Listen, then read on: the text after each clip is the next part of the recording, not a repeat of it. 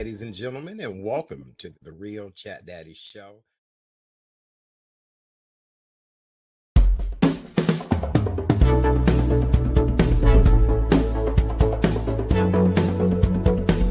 It's the Real Chat Daddy Show.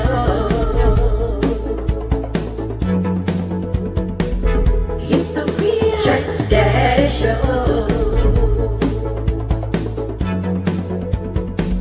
It's the Real Chat Daddy Show.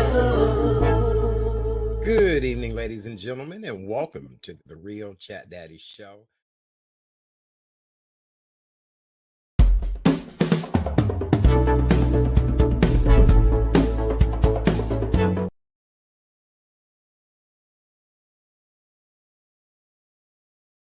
Welcome, ladies and gentlemen, to the Real Chat Daddy Show. I am your good friend, Art Chat Daddy Sims. We're having some technical difficulties this evening, ladies and gentlemen. Hold on one second. That's to promote Bonnie's show coming up this evening, or not this evening, but coming up soon. Let's see if we can start this again. We apologize. It's been a minute.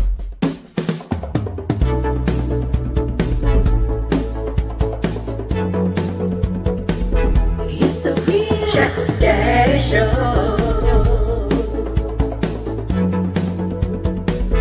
It's the Real Chat Daddy Show. It's the Real Chat Daddy Show.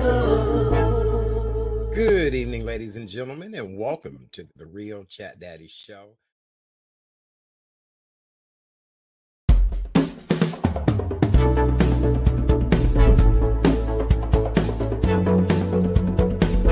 It's the Real Chat Daddy Show.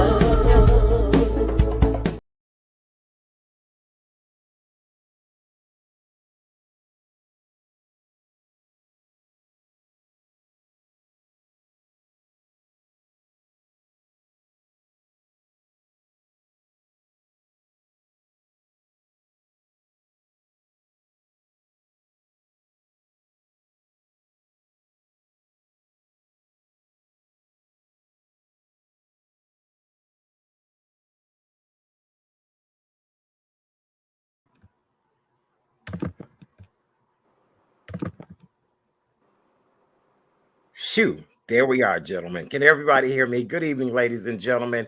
I apologize. We had some technical difficulties. The show kept looping and looping, but we're finally in. I do apologize. I am Art Chat Daddy Sim. So glad to be back with you guys after a very long hiatus off the air, but we're back with a brand new product, and this new product is entitled Love Hurts. So many people have gone through many relationship issues and problems and things like that. And we've heard you guys. We know you are in desperate need of just understanding and love and all of that good stuff. And so tonight we're going to have an amazing conversation that's going to talk about love. And we have two wonderful gentlemen who are joining me this evening. My new co-host. See, I told y'all the gremlins are working against me tonight. My apologies again. My co-host is the amazing Dr. Philip Montgomery.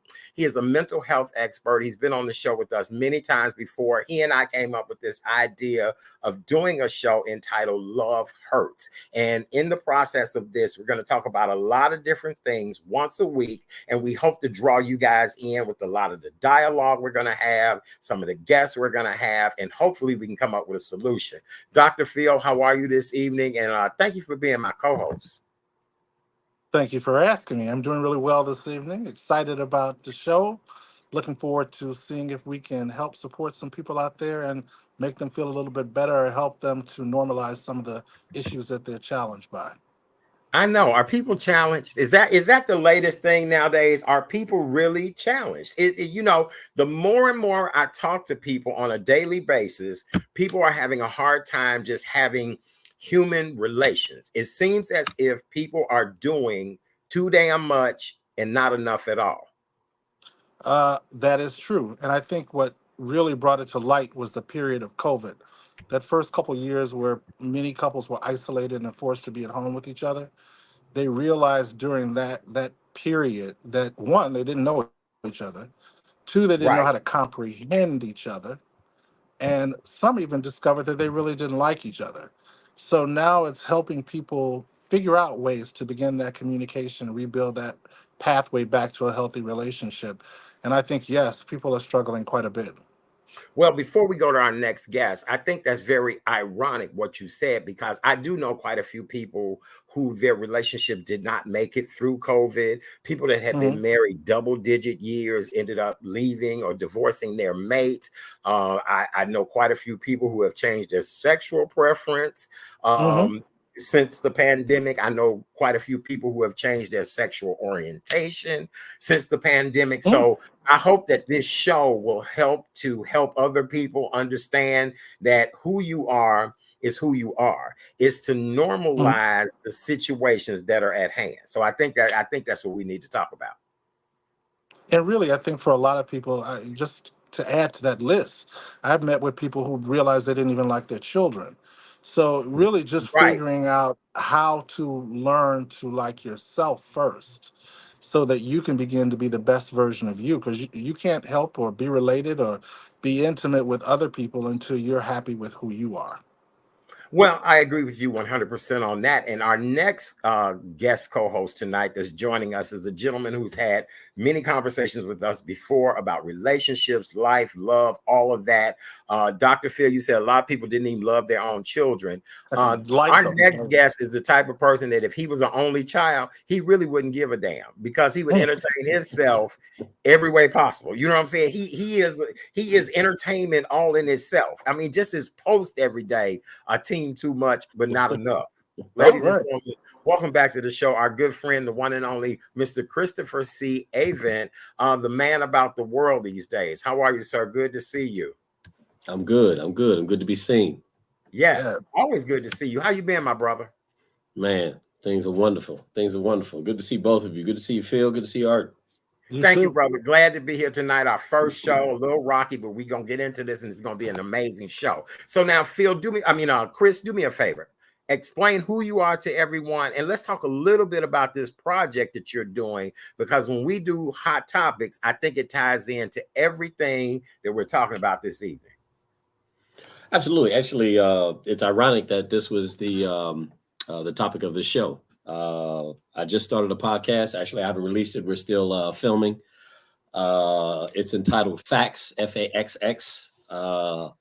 Basically, it is all men by men. It takes 4 generations of men: a baby boomer, a Gen X, a millennial, and a Gen Z. And we come to the table and we discuss various topics. And in that discussing those various topics, does it run the gamut? How does the conversation even get flowing? Well, we pick a topic, and again, the show is called Facts. So I asked the guests, don't give me any of your necessary opinions. I want your experience. And I came up with this working with various people from the Boys and Girls Club who had expressed to me that they were glad that I showed up, because they've never really talked to a man who was 20, 30, 40 years older than them to get some life experience and some information in a place where they can be vulnerable. So, I thought about it. I said, well, instead of just me talking about something, let me bring other people in and let me go across the gambit of different generations so they can hear the perspective from different people. And like I said, it's all facts, and people can bring their experiences from different generations, and every show to be different guests. And both of you, I am voluntolding both of you to be on there. Yes. Brother, I could probably be on the show several times. So yes, okay, not a problem. I would love to share my experience. It's been a unique experience. It's been a well-rounded experience, but no, I would love to share my experience. And I'm sure, Dr. Phil, you would too. Yes, so definitely. I'd be happy to. Very good.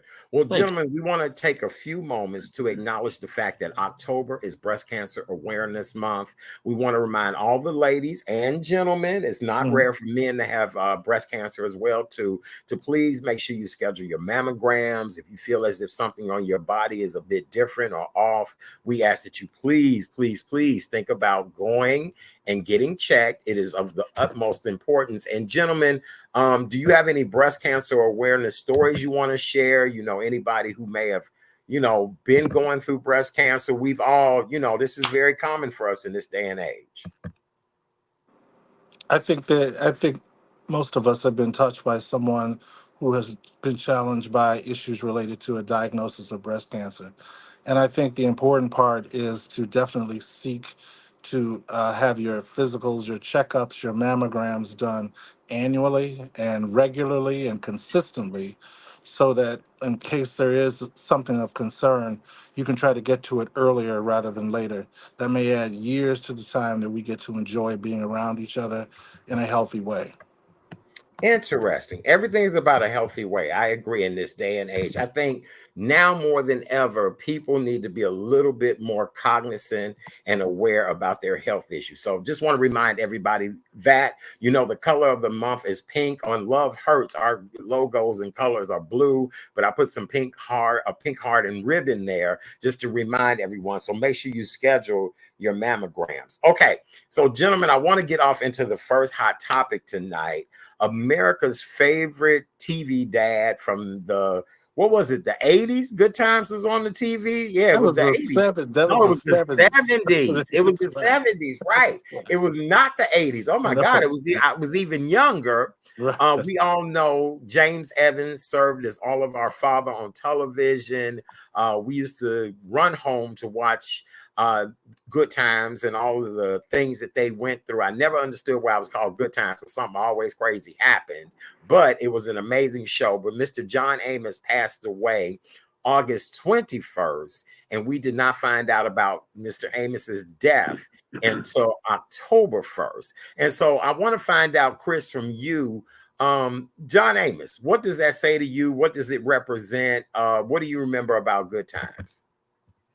Well, actually, it was, I had a different experience than most. My mother did not like that show. Actually, I can't remember what Good Times came on after, but I'll never forget, whatever I was watching had gone off. I didn't change the channel. Good Times came on. My mother came in the room and she lost it because, she was all about positivity, and she understood that show was the best that we could do at the time. We were making, lemonade out of lemons, but she did not like the image, and the image that was forced to be. And ironically, James Evans didn't like the image, and he complained so much, and that's why I eventually killed him off the show. Right. So yeah, my experience with Good Time is a little different. I caught some reruns, but yeah, when I was younger, it was not a staple in my household. Well, I've heard that from quite a few people, and that even mimics the comment that I made to you that, even though the name of the show was Good Times, it was always something crazy that happened to them. But what was that crazy, or was that just everyday common life experiences? Dr. Phil, what do you think about the death of John Amos? Now, the death of John Amos is really, one, it's very sad that it seems like something went on for him to have passed on the 21st of one month and then not be made public, until like 2 months later. But to me, Good Times, my understanding was the original concept would have been a season with them in the projects, the way that it was and the way that it was designed. And then they were to go on, and basically they would have become what the Jeffersons followed up being.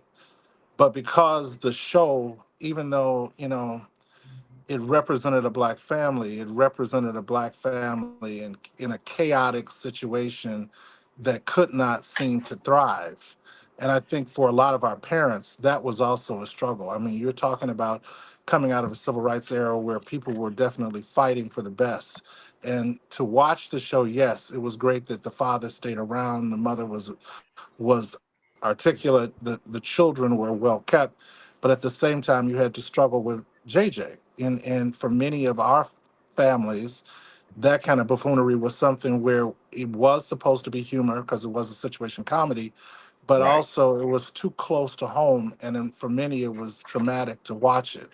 But I always felt that John Amos at least fought for it to be better, even though, like he said, in the end, he gave up and he wound up his character being killed off. But all I ever think about with Good Times was it was one of the few shows at that period that showed an entire black family on TV.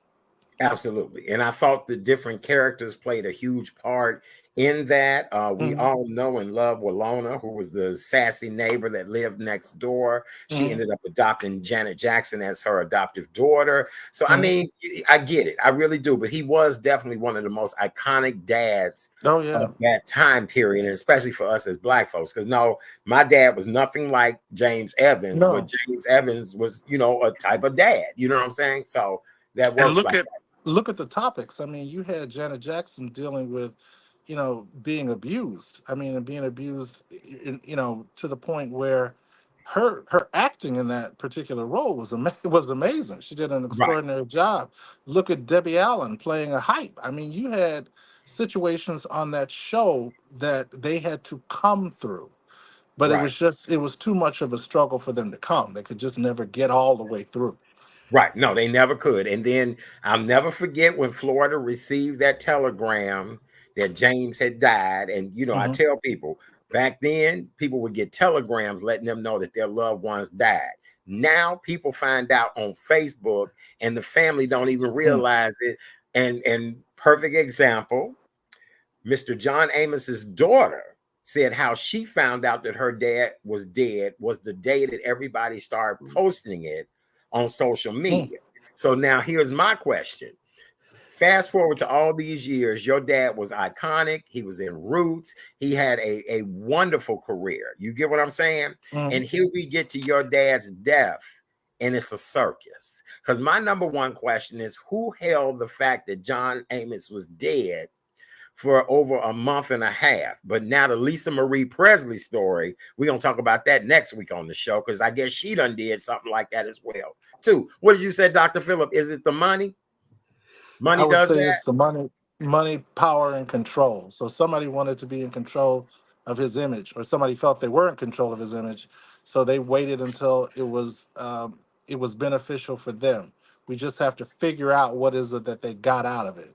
I can't imagine, unfortunately, if he had like a whole lot of money, but I can't imagine that there must have been something that he had the rights to that they wanted to profit from.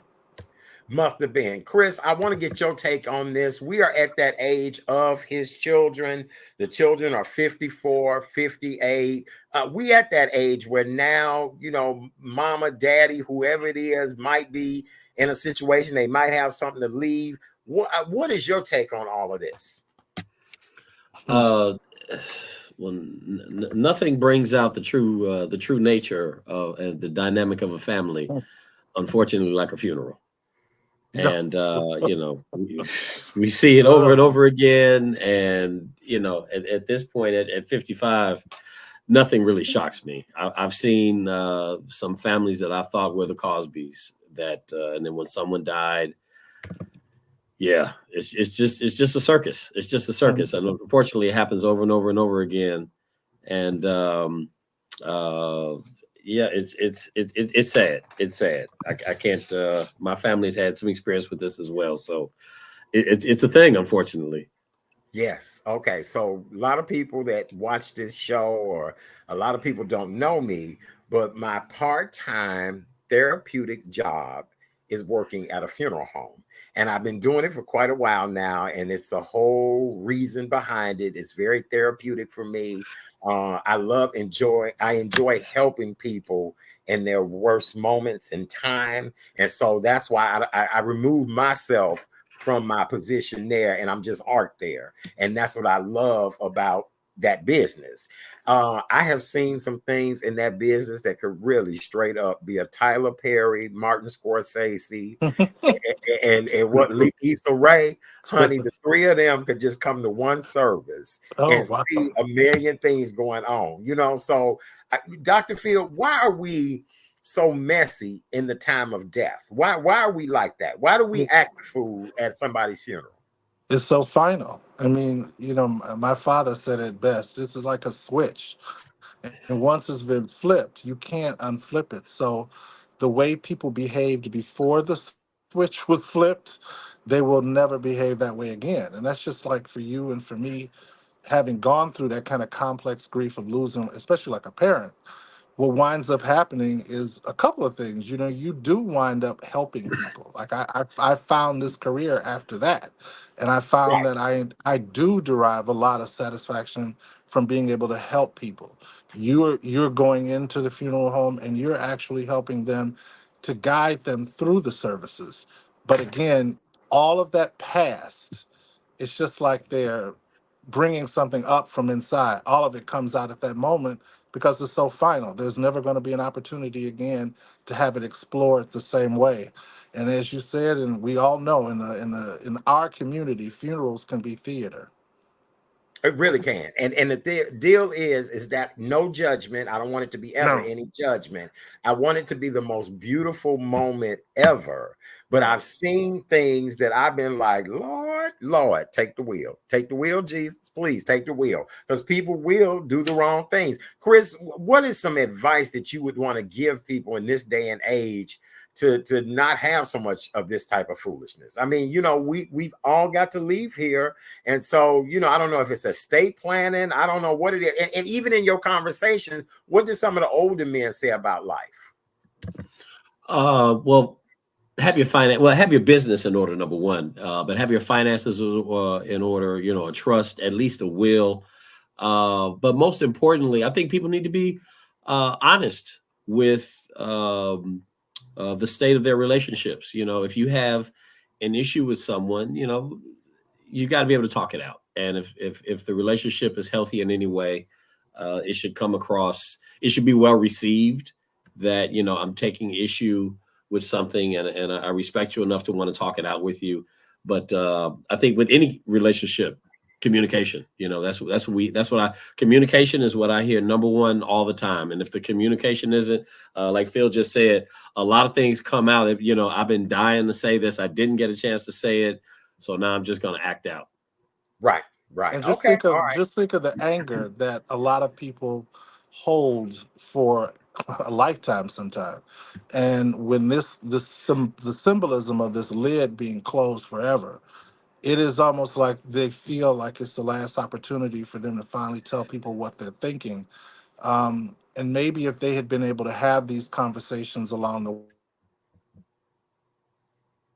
Right. Did we lose you? Dr. Phil, are you still there? Uh-oh. Oh yeah, I think he's frozen. Chris, can you hear me? He froze up. Yep. Yeah. Okay. Oh, there I'm he is. sure There he he is. is. Yeah. Look, you scared me. I thought you was having a closing of the lid No, moment there. no, Right. I was like, wait now. Right. I was like, how do we do CPR on the camera? Right. Okay. Thank you, Lord. All right. Woo, All Lord. right. Thank you. Okay. Yes. Go ahead, doctor. I was just saying that I just think a lot of this is we've just been discussing is based on the relationships prior to the person passing. Right. And sometimes we're as families, we're not as connected as we should be. And some of the things that were left unsaid, this is the last opportunity people feel where they can get it out. Yes, I agree. And we're going to have more shows as we continue with these shows that's going to address and talk about those issues. All right, gentlemen, I want to get to the last hot topic of the evening, and then we're going to talk more about how we can help Chris with his wonderful thing. So our next topic of the evening, as we all know, Sean Puffy Combs, Sean Diddy Combs, whatever you call him, however you call him, whether you've worn his clothes, his fragrance, whether you've been to his clubs, whether you've partied with him. I've actually met him before. I have a picture with him. I now have more pictures with people that are in trouble than I do people that are still in Hollywood. I feel so bad. I really, even though that probably the reason why my intro didn't work is everybody in them damn pictures in that intro, it may be questionable at this point. Oh my goodness. All right. So let's kind of talk about the timeline of Diddy, gentlemen. As we all know, media mogul, music executive, Diddy was the man. Everybody wanted to be around him. Everybody, I mean, even somebody running for president right now was very close to him at one point. Well, Diddy is really in trouble. We're going to go back to November 16th of 2023, which actually November 16th is my birthday. Combs' ex-girlfriend, Cassandra Case Ventura, filed a lawsuit against Combs alleging that he raped, physically abused, and intimidated her through the entire relationship. On November 17th of 2023, Combs and Ventura settled the lawsuit. Now that's what I'm talking about. I look, I was like, well, whether guilty or not, you didn't drag this out and you gave her the money. But a lot of people speculated that he didn't want things to get out of control. Let's fast forward to December 6th of 2023. Federal agents raided Combs' Los Angeles and Miami homes as a part of a sex trafficking investigation. Let's continue on to May 19th of 2024. Combs posted an apology video on Instagram and Facebook acknowledging wrongdoings and taking responsibility for his actions. Let's fast forward to June 10th of 2024. New York Mayor Eric Adams rescinded the key to the city that he awarded Combs in 2023. Now I'm gonna add that in there, but I'm gonna add this in here as well too. Hell, the mayor might have to give his keys back in a minute too. So we just gonna leave that where that's at. Right. And long story short, before we get into this conversation, Combs has denied all allegations against him. He also said he will fight for his name, his family, and his truth. Gentlemen, what do you think about Sean Puffy Combs and his situation? Chris, you got to blow your nose on this. Oh, Lord. Oh, Lord, because Chris, this was your era. This was your time. Yeah. And you know what? Well, not to pile on, but I always looked. I was a hip hop head from the late '80s, and I always looked at the Puffy era as the era that kind of killed hip hop, because it took it from being genuine in music to the bling bling and we gonna party. So it shifted the dynamic of hip hop, and I was always disappointed with that. But I mean, you're right. Puffy was the man. One thing that I've learned, being truly an outsider to the celebrity lifestyle, is that when you have that much money and that much power, it brings out, all you just get. They seem to get bored with regular things and just have to do extra. So yeah, I mean, I guess it's a gift and a curse. Very few people stay regular once they receive that much money and more importantly, power and influence. Right. And before you say anything, Dr. Phil, I'm gonna say this. In my wonderful and vast career, never in a million years would I ever would have thought a little black boy from the south side of Chicago, 79th and Loomis, would be able to touch as many hands that I have, hug as many people I have, and know as many celebrities as I know. And not on a we call and talk to each other every day, but I spent quality time with these people. I know these people acknowledge me. When I met Sean, Diddy, Puffy, whatever, he was a really nice dude. It was the people around him that were all assholes. All of his handlers were, but he was a really nice dude. And if I'd have known he was into baby oil like that, shit, we probably would be together right now. I'd probably be down there. Yeah, come on now. I'd be down there trying to tear that goddamn jail loose. You know what I'm saying? But again, you just never know. You never know. Dr. Phil, you laughing at me. What's wrong? I'm just laughing. The situation, I hear what you're saying about him, but I think I still see him as a puppet. Yeah, he has a lot of money, and yeah, he has a lot of power, but I think the real key is who's pulling the strings. And I think you need to know more about who the puppet masters are to see. And I think that's who they're after. I think, yeah, he's easy to get, but there's some people that they really want to get to, and I think that they're hoping he will lead them to him. Sex trafficking is quite a charge, but what they probably are more interested in is who would have been the people that he would have been taking these victims to see. And I don't think it was always just him. So I was watching one of the entertainment shows before we came in our green room here, and they were saying that, a lot of big name people are worried and nervous. And as you said, gentlemen, you both eloquently said it, that was the hip hop era. That was the era of bling. That was the era. Oh my God, what's the name of that watch? I used to have one of them watches. I may have to wear it next week. All of that. People were flossing. You know, I often think about the times of R. Kelly. I saw a lot of things with R. Kelly. I saw people bringing their 13-year-old daughters to meet R. Kelly. I saw, you know, things that again, I don't care to profit off of it, but I do want people to get vindicated, you know, for wrongs that have happened to them. The one thing I'm gonna say is that really, I miss Wendy Williams. I wish Wendy Williams get her shit together, come back and tell it all, because Wendy was telling it. Wendy told you guys a lot of things about a lot of these people. Well, Wendy's relationships with them went back to when she was in radio, and I think she saw them in a different light. You know, sometimes, like before being on TV, she would have been more likely to be invisible, and I think she saw a lot of things that part of the reason she behaves the way she's behaving is I think she's saving it for a comeback. If you notice, it appears she's been getting stronger, and you started seeing her more. And I think that Mhm. she does have a story to tell. And Puffy, maybe I'm just too much of an optimist, but yeah, he did a lot of things. But I also think we're going to find out who was really fueling this furnace. I don't think it was just him alone. Yes, he benefited from it, but he's got some mighty big names that he's connected to, and they seem to be more likely to be the ones who would have kind of encouraged him to do this to gain favor with them.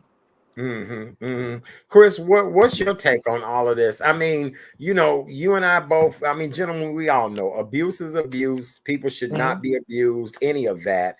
But that was a time of, you know, women being free, loose. That's why you got women out, men too. People, you know, that was a time of, look, flip it, rub it, smack it, doggy, froggy style. All of that was the oh Lord, I'm getting hot under the collar. All that was, I you know what I'm see. saying, Chris? What do you think? You know, having raised a daughter, you know, even for the R. Kelly thing, you know, there's no way in hell my daughter would have been gone for weeks at a time at 13, 14 years old, Right. and I didn't know about it.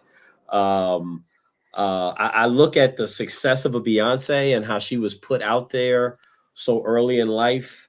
And you think Beyonce is one in 10 million, right? There's probably a bunch Mhm. of other girls whose parents said, well, you're pretty and you're talented. I'm going to throw you out there. And you're kind of throwing your children to the wolves Mhm. in hopes of success. And for me, it looking at the climate and what happens, it's just not worth it to put your children out there hoping to be successful just for some money, because you know that there is a, I don't know, if I had to put a percentage on it, it's over a 95% chance that something inappropriate is going to happen. You know, a predator can only be a predator if parents are asleep.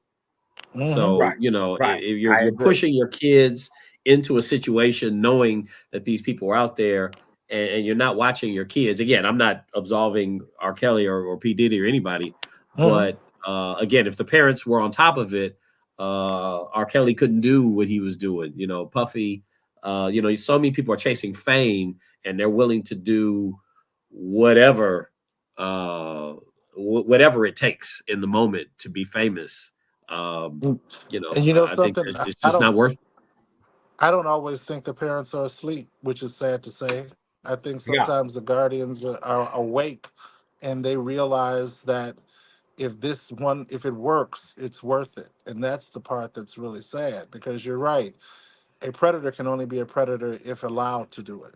A lot of the kids that have been thrown out and are still being thrown out, a lot of their mothers and fathers are probably aware of the chances their children are taking. And that's kind of sad also. It's really Yeah. sad. Well, because you have to Yeah. realize for a very long time, people were putting their LGBTQ plus children out because of their preference. And the Mm. one thing that I want to say now, I want to compliment straight black men on their being more accepting of their children, circumstances, situations. I've had quite a few straight black men come to me, tell me that they had a child that was LGBTQ plus. They have a child that who has gone through gender dysmorphia. Tommy Davidson has had a child that go through that. One of the Wayans brothers, Sade, has had it to happen. And so it's becoming more and more acceptable in this world that people are going through various surgeries like that. And so I do want to publicly say Black men have come a long way in being able, like, hey, boo, do you, be happy. And so I do want to commend Black men for that. And Dr. Phil, I'm sure you see a lot of this as well, too. And a lot of it is not just because of it. A lot of it has to do with what you're saying, but many of these men have been abused themselves. So they know that they've been hiding this abuse for generations. Like their parents have been abused, they've been abused. So for many of the men that you're speaking of, this is an opportunity for them to kind of change the narrative. And even though it may not be something that it is, would be their first choice, they love their children and they want to make sure their children are taken care of and protected.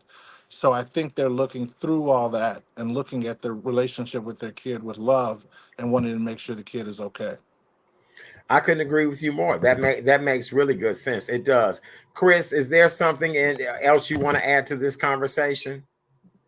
Yeah, I was just sitting here thinking about it. When I was watching the Whitney Houston documentary, right, and her brothers got her hooked to cocaine when she was in high school, but her bodyguard wrote a letter to her parents saying, "Hey, Whitney really has a problem." Right. And this is when Whitney's a megastar. This was towards the end of her life. And the parents ended up firing the bodyguard because, Whitney was the cash cow for the family. So they got rid of the bodyguard, said, hey, leave this alone, let this ride. And you heard the same stories with R. Kelly, that everybody around him kind of turned a blind eye because he was feeding everybody around him. So, I mean, it was sad watching that Whitney Houston documentary, how her parents, were letting her completely go off the rails. Could let her do what she want to do.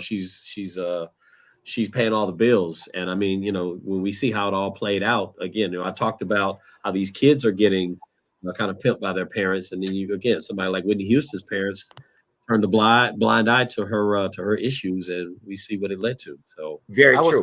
I was talking Go to ahead, somebody. Dr. Phil. Go ahead. I'm sorry. I was talking to someone today about Cissy Houston passing.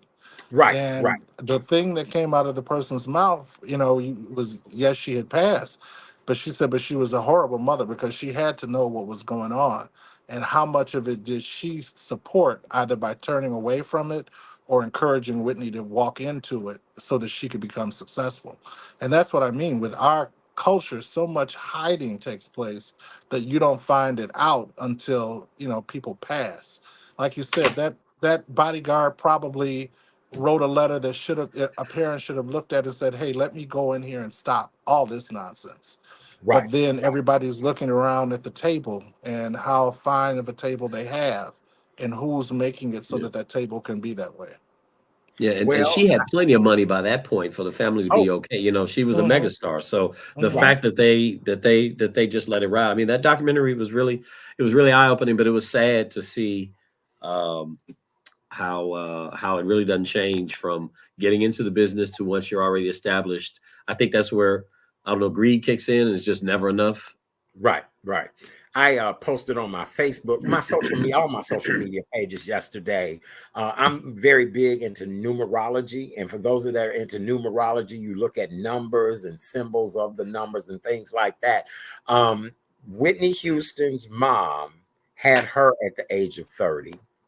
Whitney Houston had Bobby Christina at the age of 30.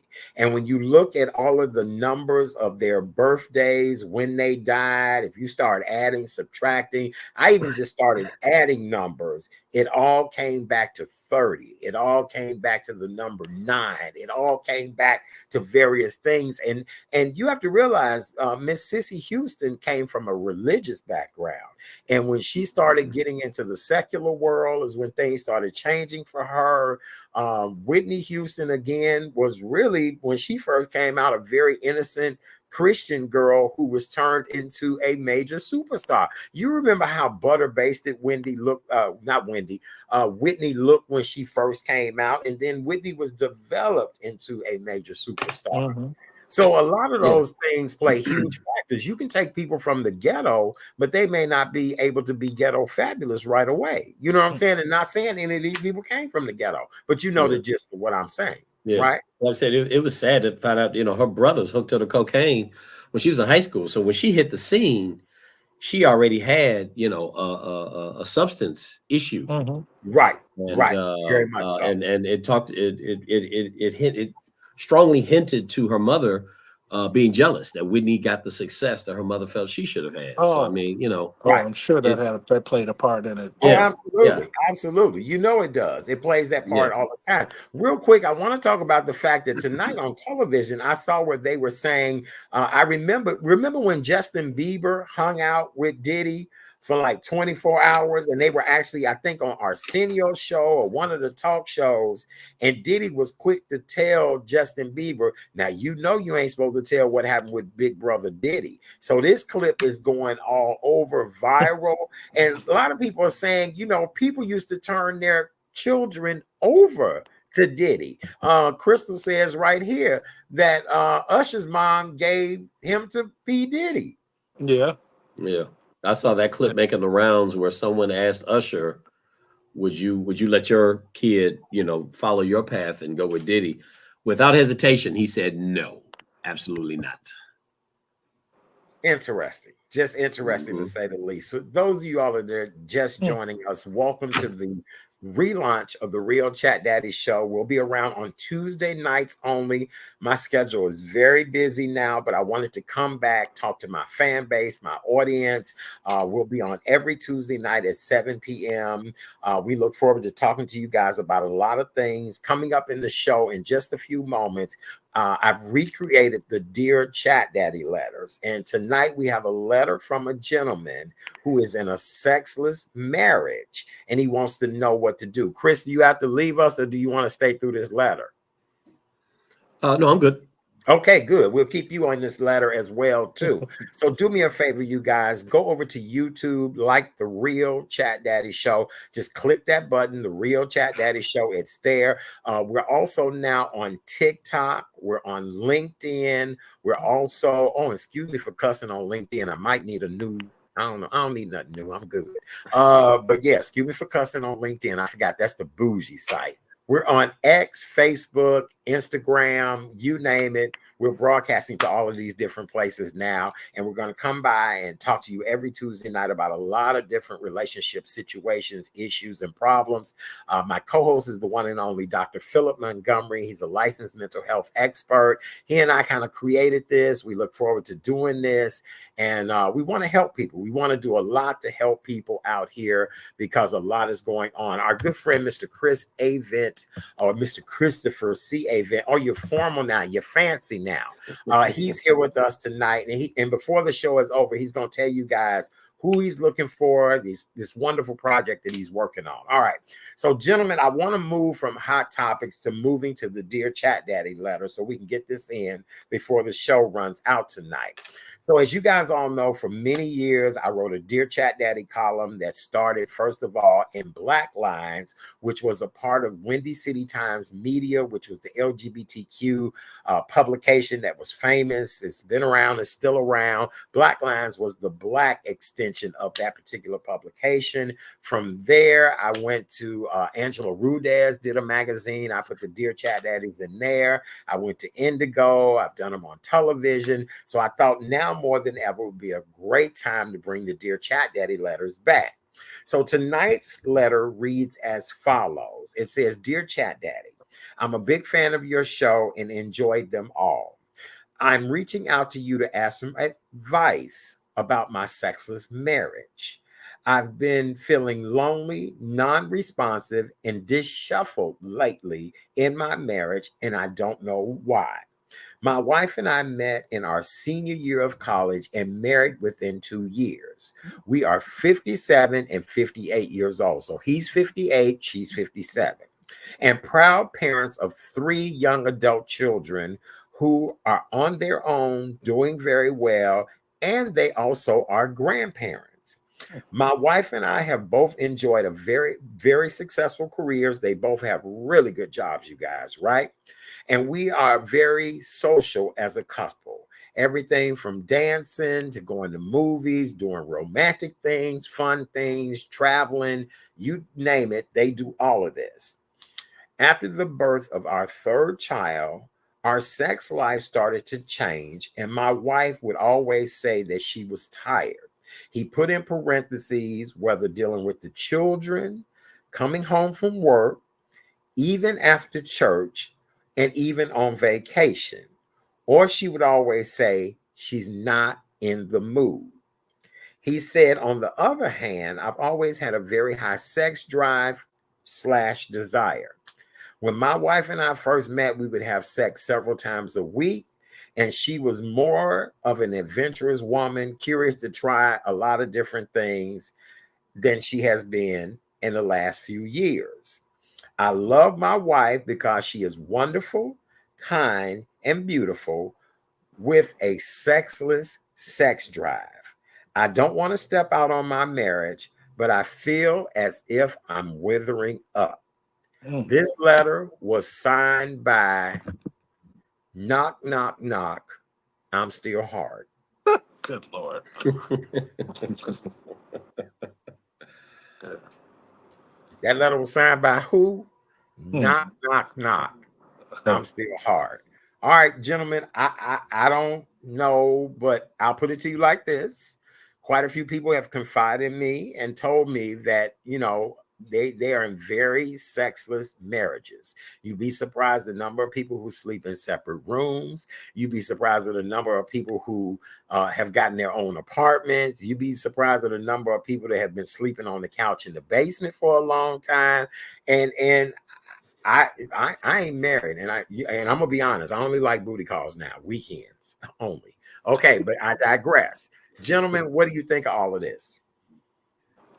Well, clinically, I would say she's depressed, and I would imagine that it stems from something that goes back to even before they were married. You have to look at the reasons why people get married and why they stay married. You're talking about 3 children. That's quite an effort. That's a lot of work, and I'm wondering how much of that work does she find herself doing on her own. Postpartum, yeah, they say it doesn't last that long, but it can go from postpartum after the third child into clinical depression or major depressive disorder at the bat of an eye. And it sounds like, part of what needs to happen is they need couples therapy so that he can bring it up. She can talk with a third party involved so she won't feel attacked or threatened by the comments she wants to make. And she might just really want to come out and say, I married this man, but I really didn't know him that well. And I'm finding that over the years, I haven't grown more in love with him. I'm finding that I'm growing more away from him. I'm trying to find a way back to him, but these children are just work, and I'm not feeling any hope. Hopelessness is where that kind of depression typically begins to set in. Okay, so now wait, cuz look, somebody put a comment, but wait, Doc. Let's say it like this. Look, I'm going real ghetto. Okay, Wait, cuz that's 79th Street. that's okay. They have Go grown ahead. children. They now have Hmm. grandchildren. And I feel as if this Right. man, he loves this woman. Don't get me wrong. He loves her, Hmm. but it's a situation where things have just gotten so boring, bored, and stale and non-active that. I mean, we can talk about it from that perspective, but in my experience, and we'll see what Chris thinks too. But I really feel that it is a classic case of depression. It's just we're looking at the picture from the outside and the masks that they have been wearing since the time they got married. You don't know what, maybe at some point she took her mask off or he took his off, and they just found that they were not well suited, and she feels that there's no hope for anything different.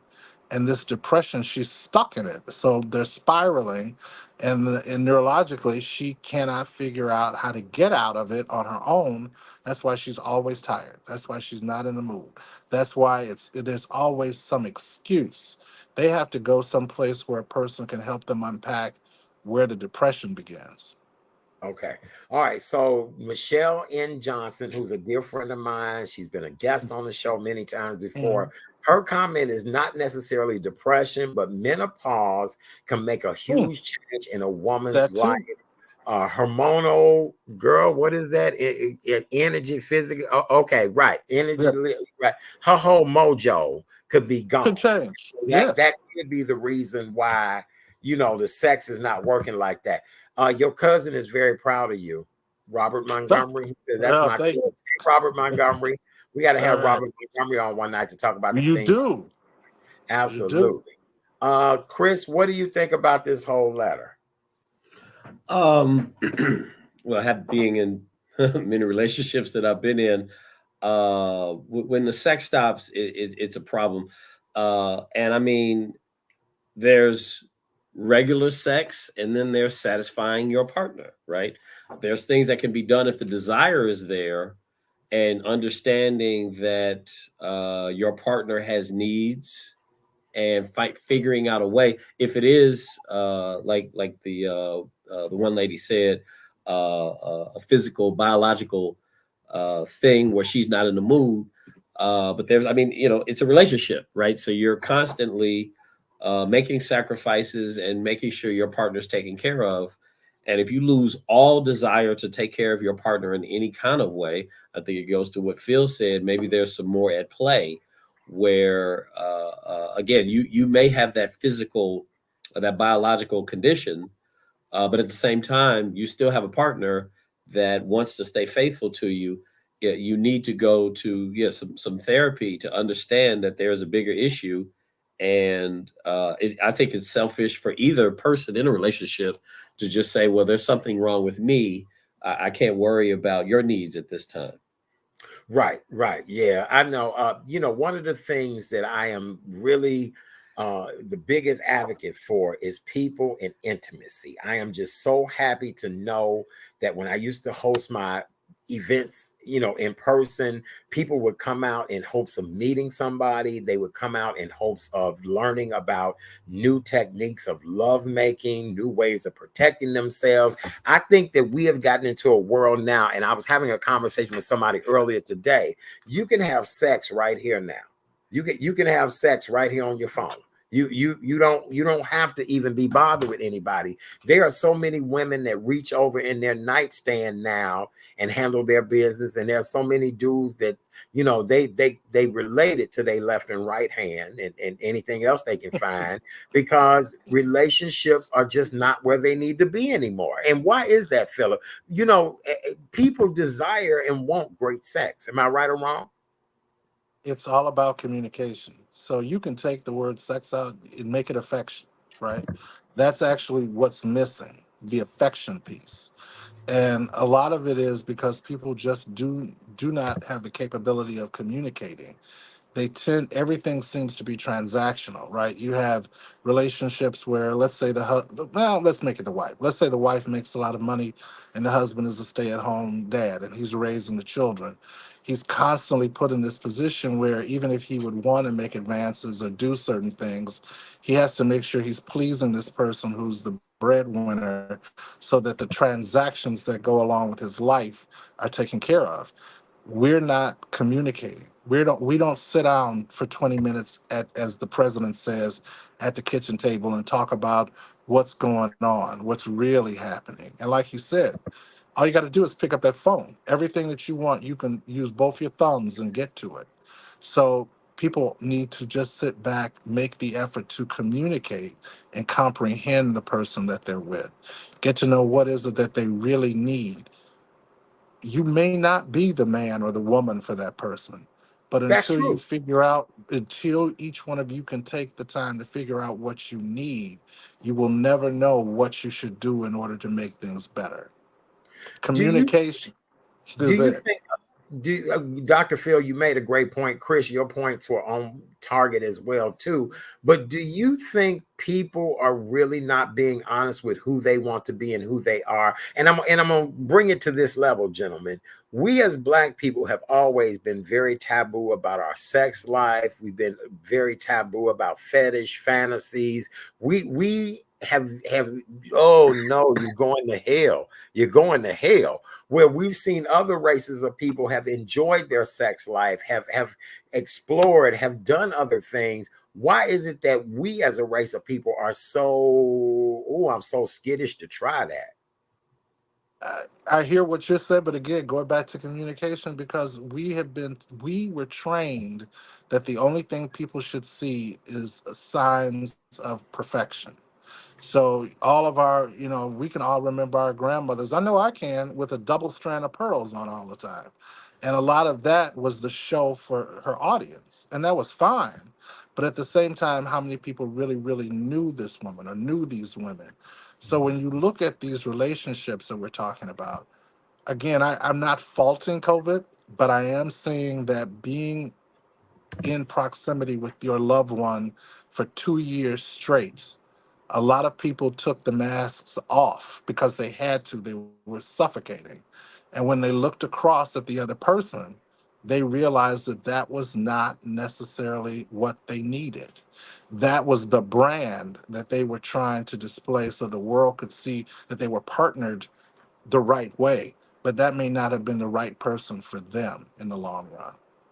Well, I'm gonna say this Yeah. real quick, and then we're gonna come to you, Chris. So before the pandemic, a Mm. lot of you all were posting husbands, children, boo things, situations, circumstances, whatever you call your whatever, it's your whatever. So, Nowadays, I notice everybody's so egotistical. It's only about them. They not talking about that mate or that boo thing or that husband. And right now, there are about 9 people I want to ask them, where the hell is your mate? What happened?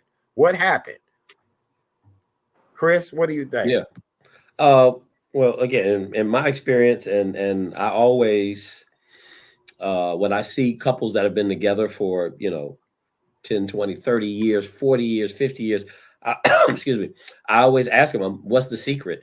And the answer I get a majority of the time is, hey, when the romance stops, the relationship is over.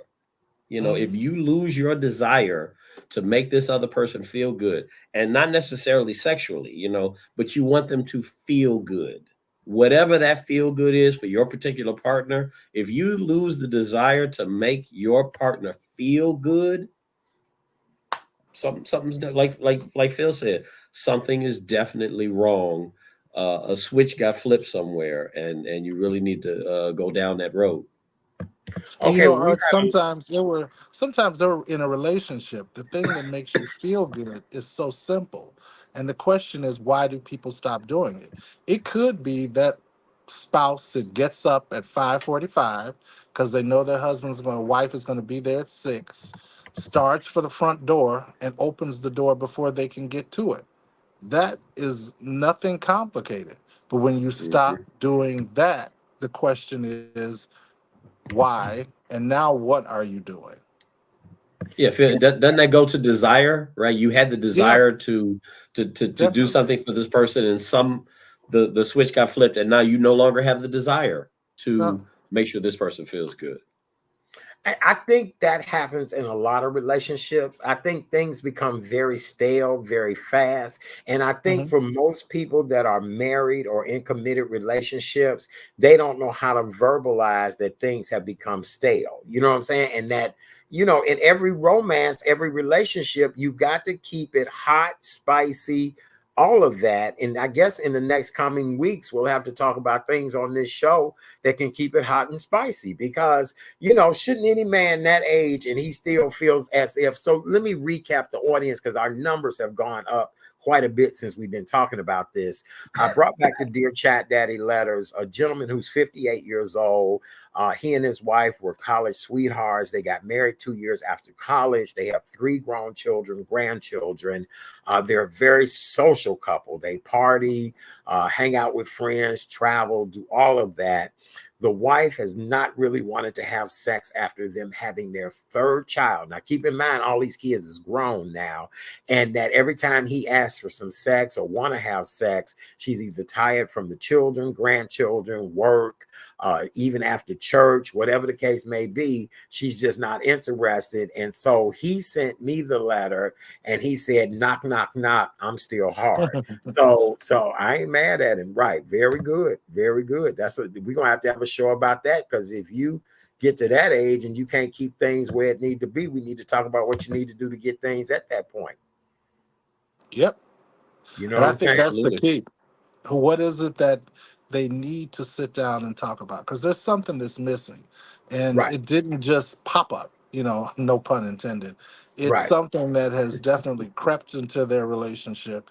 And for whatever reason, he could tolerate it in the beginning, but there must have been some kind of finality. Something came up from her that indicated it will never change.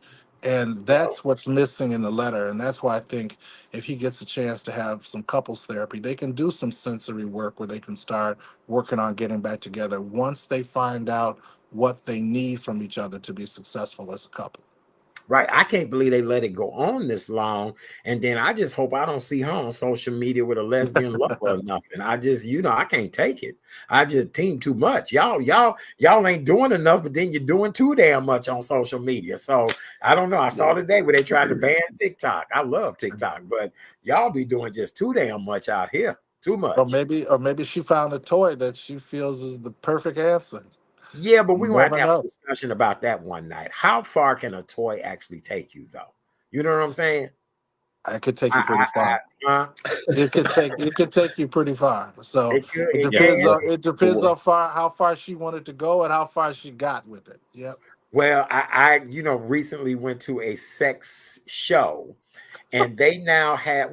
This is what I do. I'm a talk show host. This is what I do, and I want people to know the best about their relationships, health, and everything. Oh, And God. so Sure, it was for your show. Sure. Yes, it's for my yes. show. It's for my show.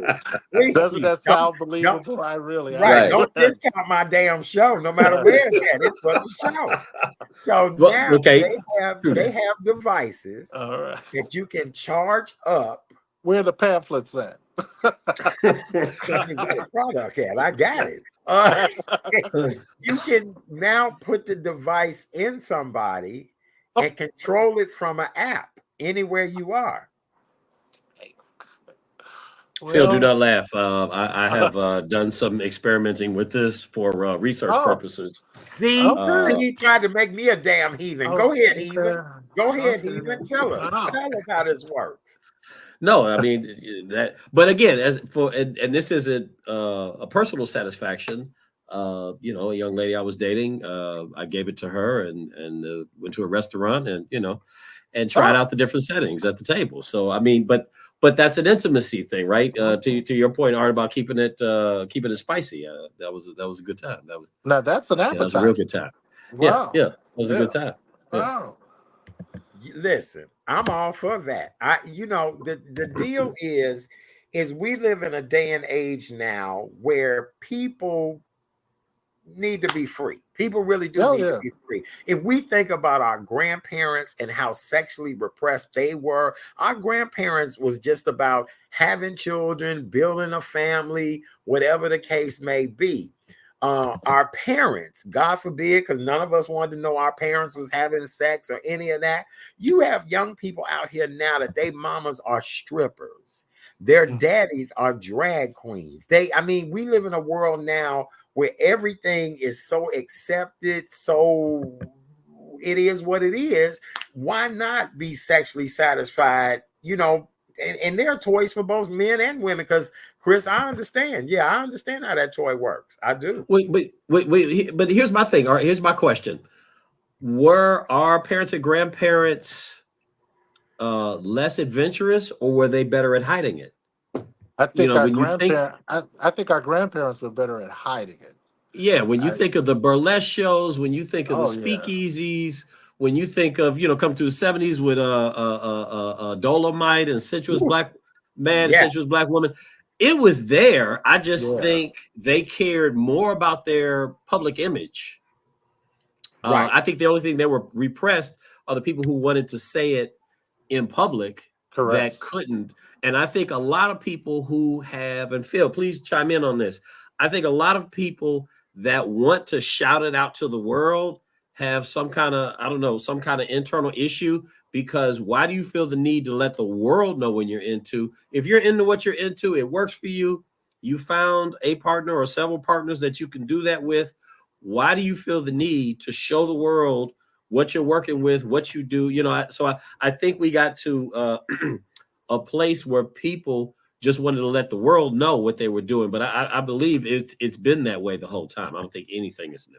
So we have a wonderful I don't comment. think anything has changed. I think it's all related to self-esteem issues. And I think that when you talk about our grandparents in particular, creativity was key. I mean, they were going to present a conservative side 90% of the time, but what was really going on, they kept it as their business, and that's the way they felt it should be.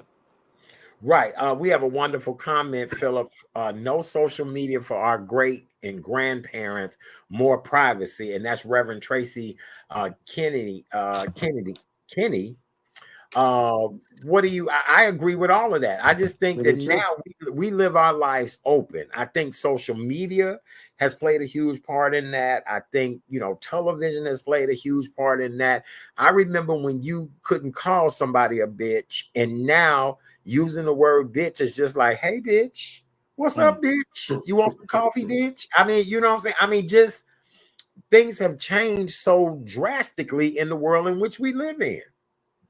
It's too much. It's too much openness, and that information highway is running too fast and too free. That's probably also part of that 58 and 57-year-old couples issue too. Okay. And Phil, isn't it an issue when people constantly want to be seen? They're constantly going out of their way to draw attention to themselves. They could be narcissists. They could have borderline personality disorders. They could be bipolar in a manic state. There's so many things that it could be, but because people, we thrive on the extreme. People don't take it for a condition. They look at it as, like you said, some kind of expression of freedom. Maybe Puffy and people like R. Kelly were screaming long before they were found out that they needed help, but nobody was listening. Everybody was looking for that extreme. They wanted that excitement from him. Right. Yeah. Well, if you listen to R. Kelly's first album, ironically, he was telling you everything he was about. Just nobody really paid attention. Isn't that true that most people are saying, and you just have to know what you're looking for to understand it? Most people tell you exactly what they need. We just don't listen. That's what I always say, comprehend. You can sit with a friend and you can hear all kinds of things, but they may be telling you they're depressed. Are you really comprehending what they're saying? Are you really taking the time to say, did he say he hasn't been out of the house, or he sits and watches TV all day, or he doesn't have any pets and he never leaves the house, he works from home now. Today was the first time he's been out in a month. If you hear any, these kinds of things, you need to start saying, how can this humanity that I need to try to show this brother, how can I get him to see that maybe he needs to come out and talk to somebody, remove the stigma, kind of normalize the situation. Say, you've been alone a little bit too long. What's going on? Not be afraid to ask each other. We're not our brother's keepers necessarily, but maybe we could be more mindful of what our brothers are going through. Right. That's so funny I agree. to say that. Okay. Yes, go ahead, Chris. No, I was going to say, I was thinking back to that couple. And if she's always tired, you shouldn't be that tired at 57, 58 years old. So the first thing is, let's go to the doctor and see if there's not something physically, maybe a menopause or something else. But you shouldn't be tired all the time. And, when you add all that up, it's like, okay, there is an issue here. And, and it's her state of mind. If she's saying, I want to be intimate, but somehow I just don't have the energy. I want to be intimate, but somehow I just don't have the desire. You know what I'm saying? Right. It speaks to the greater picture, but just to say, well, I'm tired and I don't feel like it, just deal with it. And I'm not willing. I'm not trying to get to the bottom of it. I'm just accepting it for what it is. You should accept it too. To me, that just doesn't sound healthy. Right. Well, now we have a comment from one of our faithful viewers, Candace Lewis. I just love you so much. I'm glad you're back. watching the show. I appreciate all of you guys who have logged in tonight. Please tell more people we'll be here. You know, Tuesday nights we'll have different people rotating. Dr. Philip Montgomery. Oh, I got to get back to you doing this. Dr. Philip Montgomery is the co-host of this show. This new show is called Love Hurts. We're going to do nothing but talk about relationships. Christopher C. Avent, Christopher or Chris Avent. Chris is what I call him. I was like Donald Trump there. Chris. He is just an all-around great guy. He's one of our special co-hosts this evening. We're going to rotate this seat every week, have this conversation, and then we're going to do a Dear Chat Daddy letter. So Candace says, so do we go back to the golden days of love? This might be another topic for the show. But I'm trying to figure out what would have been the golden days. Boy courting girl, or in this day and age, them, they, though, courting. I mean, you know, you got to be politically correct nowadays, right? I think it still exists. You know, me still out here dating. I think, you know, love and honesty, not love and honesty, but yeah, hopefully honesty. But I think two people who are trying to do it for the right reason, I think it exists. I think my experience has been a lot of people don't know exactly who they are, right? They have an idea of who they are, and they want to be received based on that idea. And they really haven't digested who they are. So a lot of problems come around because they want the reaction that the person that they think they are should receive. But this is where therapy comes into play. Because before you put yourself in a relationship, you need to look in the mirror, get some help. Yeah, know exactly who you are. What are your issues? What are your triggers? And if you have triggers, correct me if I'm wrong, Phil, but if you have triggers, that means you have some things that needs to be addressed, because I hear so many people saying they're extremely comfortable with themselves, but those are the same people that get triggered. So you can't be comfortable and get upset at the same time, you know, with yourself. But I think a lot of people on both sides, people get in relationships and they haven't fully digested who they are and who they really are, the type of response they should get. So when they're getting the same response, you hear people say the same all the time. I keep getting the same response. It's like, okay, well, you probably need to look in the mirror because you're attracting the same thing everywhere you go. So and a lot of people need to get to know their inner child, you know, get to know that person that they buried or that they don't want to acknowledge exists, because a lot of what we present in our relationships, whether it be work, personal, it is an imposter, you know, and we need to learn more about what our attachment style is. When you meet someone, does anxiety always come into play? Are you avoidant? Is it difficult to talk about things with this person that you call a partner?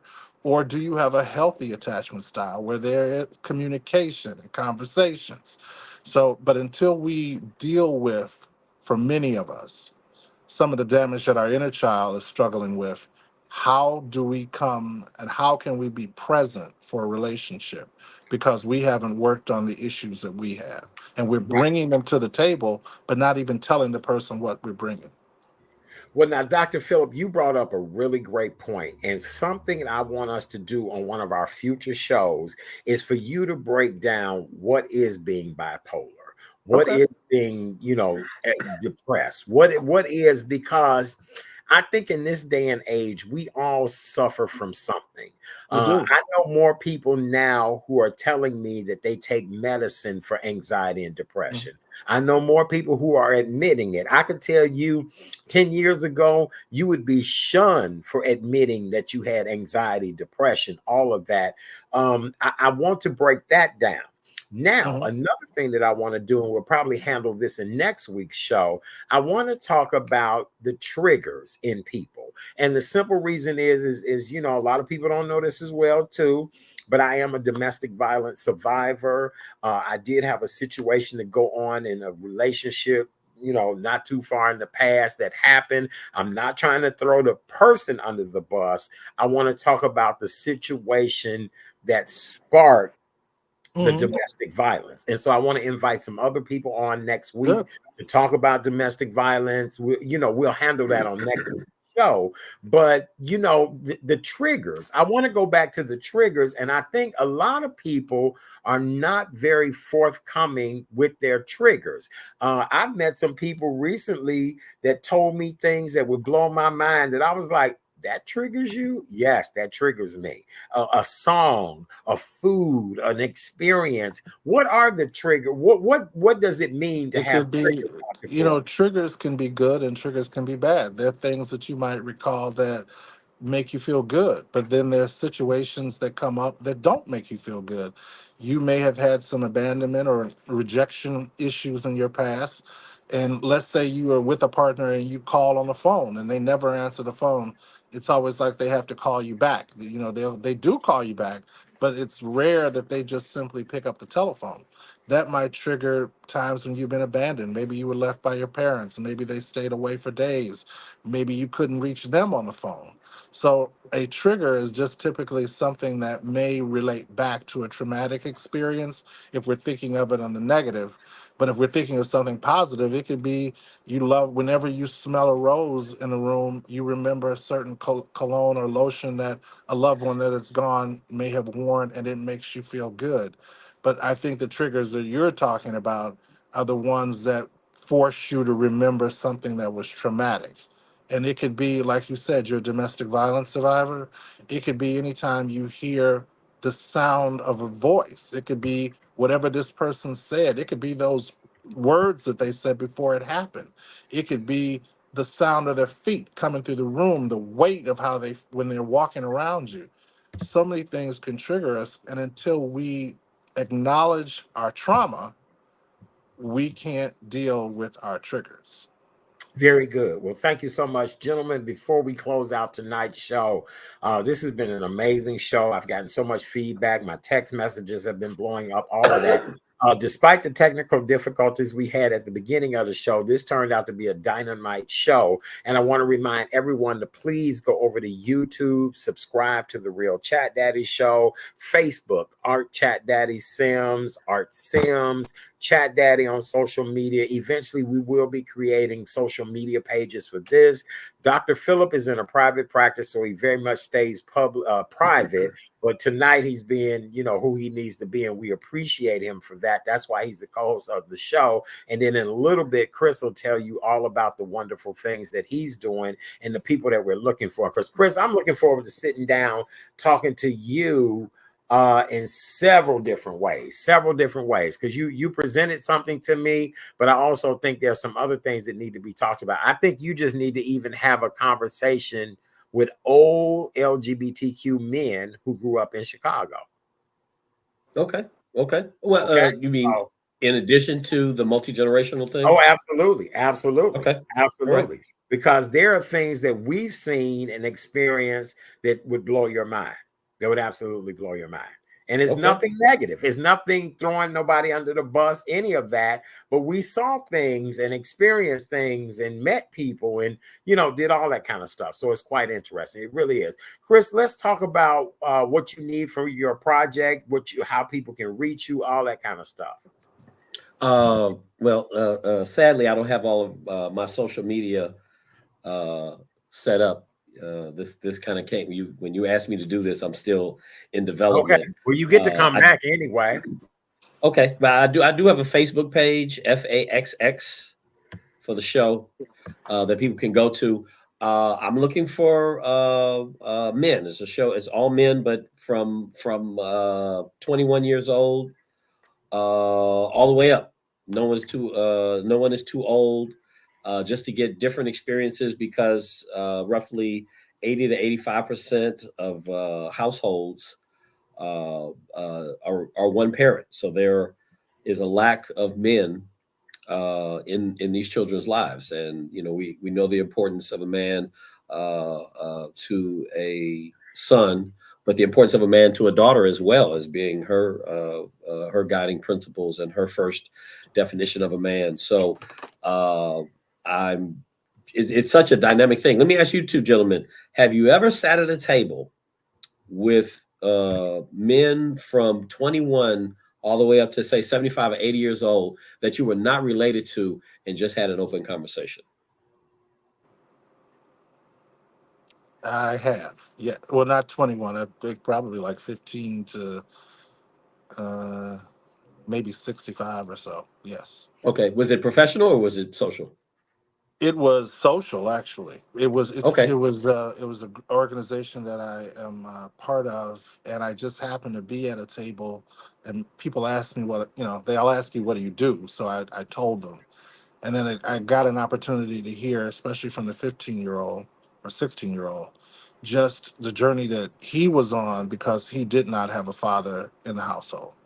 And that Okay. the mother worked so that he had been pushed into the role of the parent for his two younger siblings, Hmm. and how he felt he was missing, out on an opportunity to be a teenager. So it was kind of interesting hearing him, openly express it, and even at times get to the place where he shared a little bit of resentment towards his mother for her not Hmm. realizing that he was missing out on his life trying to help her raise these other two children. And Wow. was with all the older gentlemen at the table giving their input, or were you guys just Not listening to only him? whether we listened attentively, because for a 15-year-old to start talking, it was about six people. For him to start talking to six men, and there was an older lady at the table, that was rare. So that means he really needed to get it out. Hmm. But the one that was probably in his 60s, um, he reached back after, and he's a practicing attorney, and he reached back and he helped him get a part-time job out of the house. It Mm. wasn't anything big. It was truly therapeutic. It was to get him away from that responsibility and doing something for himself. And Okay. from what I understand, because this was probably 2 or 3 years ago, they kept in touch until the kid went away to college. I will find out if they're still in touch. But the gentleman said to me that he just wanted to make sure that he didn't lose track of what he was capable of doing while trying to save the other children and losing Okay. himself. So I thought that was powerful that he found a way to reach back to him, and they were not of the same culture, which was even more interesting. Okay. Mm. Yeah, and that's what my show is doing. I wasn't raised with a father, but I got a lot of fat put on my head at the barbershop, right? Mhm. And I was telling the kids at the Boys and Girls Clubs that I work at, that I volunteer at, how that's how I got my information. And they were telling me, yeah, well, the guy that cuts my hair is 25. They're the age, the community is so broken down where men that are maybe 30, 40 years apart rarely interact with one another Right. to Right. socially, to have a Yeah. conversation. So Yeah. that's why I created the podcast Good. to get everyone at the table to have these conversations, because these young men, the only place they're getting their idea of what a man is from music and society at large.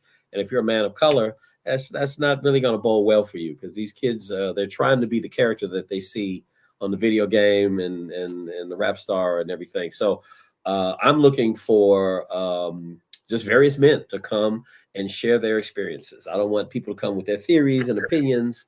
The show Mhm. is called Facts. I want you to bring your personal experiences, and I think it's going to be so diverse, and I think everyone's going to learn, because as older men, we look at some of these kids and wonder, what the hell is going through their mind, and it's beautiful just to have that exchange. Yes. Absolutely. All right. Well, very good, gentlemen. It's been an amazing discussion this evening. Quite a bit of great feedback. People have enjoyed everything that we've talked about. We'll be back next Tuesday night. Dr. Phillip and I will have another guest co host. We'll have more topics to talk about. Next week's show is geared towards domestic violence awareness. You'll hear some stories, some testimonies, all, because October is Domestic Violence Awareness Month. And tonight, gentlemen, I really appreciate you helping me to kick off tonight's first show. It was a couple of technical difficulties, but once we got into the groove, the show has been nothing but amazing.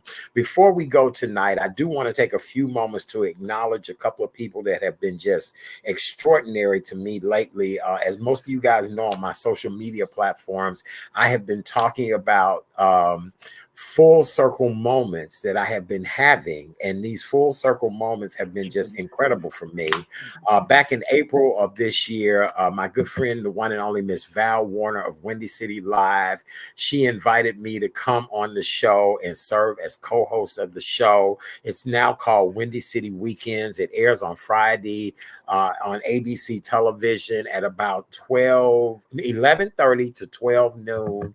And I had an amazing time hanging out with Val on the show. I just want to give her a shout out. Val is just one of the most incredible women ever I know in media. She's just a sweetheart.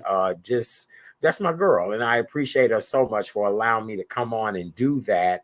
And thank you, everybody, for all the love and support that I received from that. And then recently, I went to the record release and birthday party of the one and only Miss Teresa Griffin. Teresa Griffin is originally from Louisiana. She's been here now for over 26, 27 years, I want to say. Teresa and I met many years ago, 25 years ago, when my mother died. Teresa sang at my mother's funeral. And I didn't even know Teresa that long, any of that. She really didn't even like singing at funerals.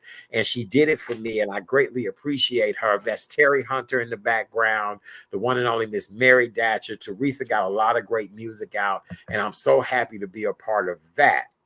Then recently, I made a little trip over to New York. It was business and pleasure with my good friend, Miss Dion Nicole Smith.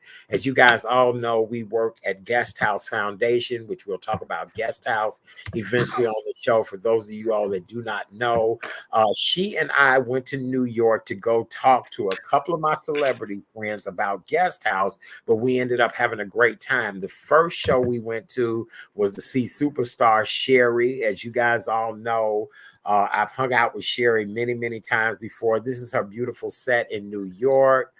This is Dion and I on the set of the Sherry show, which is absolutely amazing.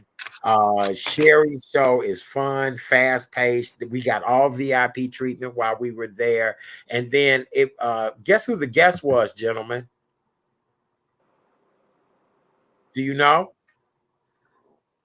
Can you hear I do me? not know. No, I do not know. It was Mary J. Blige. So this was a Mary J. Blige lookalike. Okay. Now, Okay, I'll take your word for it. right.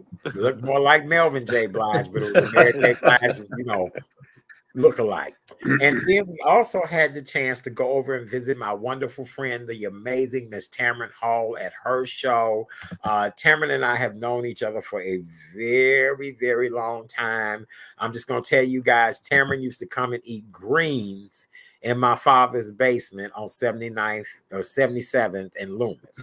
So, right. So Tamron used to come down in the basement, have herself a good time. And so we had a wonderful time at her show. I really appreciate her. The show will actually air this coming Monday, October 14th. Vanessa Williams has a daughter who is a singer by the name of Lion Babe, and also Layla Hathaway was on the show. So we just want to give her a big round of applause. We just love and adore Tamron. So, all right, that was all I needed to say. Christopher, in closing, what would you like to say to everybody after tonight's show? I am happy to be part of your reboot, your relaunch. Thank you for asking me to be a part of this. It is always a pleasure. Phil, is always a pleasure to sit down with you. And I'm sure this show is going to do extremely well.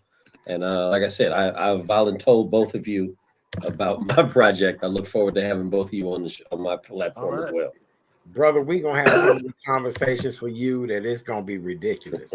We're going to have little black men that grew up dwarfism. We just going to take you everywhere. Right. And one other thing, my show is for men. It's not just men of color. This is for all men across the board. So I'm going to keep the show very dynamic because through my profession, I've been an electrician for 35 years and working, most of the union tradesmen are not of color, but over 35 years of conversation, we're all the same. We're all the same. We have the same conversation. Absolutely. And I'm looking to definitely highlight that so people can understand that it's not a mystery on the other side. They got a messed up brother and an abusive father and a crazy mother, you know, just all the things we talk about that only exist with us. Nope. We're not exclusive. Excuse me, we're not exclusive. Before we run off, I'm gonna tell you the funniest thing. So men of our age, when we go to date people who are much younger than us, when they get to telling you stories about what they've been through, how they were raised, and all of that, it just lets me know that we are the last of the last Mohicans that were raised right. That because people, to me, and I hate to say this, are being raised almost in heathenistic times, if that makes sense. Does it make sense? Yeah, it's the age of information. Kids are not. I'll tell you this quick bit. I'm watching the new Scooby-Doo with my granddaughter. Oh, wait, hold on. You know I'm out of the game. The new Scooby-Doo. It's been rebooted because you figure Scooby-Doo is from the 60s, 70s. So some of the dialogue is dated, blah, blah, blah. But the new Scooby-Doo, Daphne and Fred are a couple, but Fred doesn't want to pay attention to her because he's worried about solving mysteries. Shaggy and Thelma are a thing, but Shaggy's best friend is Scooby. So they're trying to I'm watching this with my granddaughter. I'm like, what is all of this drama that they've put in Scooby-Doo? So these kids are being raised today. I mean, are there some bad parents? Are there some young parents? Are there some immature parents? Absolutely. But media, society is not allowing these kids to be kids. They're putting fashion and you got to wear the trendy thing. They're grooming these kids to be consumers, and society is not allowing children to be children. It's the craziest thing ever. And as a result, these kids don't watch TV anymore. They all watch YouTube. Right. Oh, no. Oh, and also with Scooby-Doo, the shows accumulate, right? So they'll bring up something in episode 6, referring back to episode 2 that you got to remember. She's 10 years old. She's not that deep. So, I mean, the way they're programming these shows, the way they're approaching these children, they're putting it on them that they have to be grown. They have to they have to be trendy. They have to be popular. So this is more than just bad parenting. Society is pushing these kids to want to be out there, to want to be seen, to want to be popular, to want to be, all of these things. So it's being driven. So for parents that work a lot and sit their kid in front of the TV, it's just poison. It's just poison. Wow. Great conversation. Dr. Phillip, in closing, what do you want to say tonight? I'm looking forward to the weeks to come. It was a great show. It was an excellent show tonight. What was the biggest takeaway from tonight's show? I think the biggest thing that we really need to focus on is making sure that we work on removing the stigma from our own issues related to our mental health, individual mental health, and we take hold of the situation and try to improve it. If you find that, to me, if you find that your relationship is struggling and it's been struggling for a while and you can't figure out on your own how to make things better, don't feel that you can't share it with someone who is in a position to help you, someone who is a licensed professional. Let them help you find some tools to make it better. And I think if we take anything out of this show, it's to reach out for these tools and make sure that we have a toolkit so that when we see something, when it's small, we can catch it before it gets to be too big. Absolutely. And we would not be able to leave this show tonight without reminding anyone that if you feel as if you might be suicidal, someone who is suicidal, September is Suicide Awareness Month, and we just want to be able to be a resource and a help to anyone. You're not alone if you need to talk to somebody. Let me tell you how times have changed. The last time I did a show, it was a 1-800 or 888 number, and you had to remember all of these numbers to be able to call somebody about suicide. Well, guess what? They've eliminated all those numbers. All you have to do is dial 988 for the Suicide and Crisis Lifeline. They have both English and Spanish speaking operators, and they are available 24 hours a day. You can also text 988 and be able to get help immediately. I'm glad they shortened that number, because I was like, child, how was I going to remember that?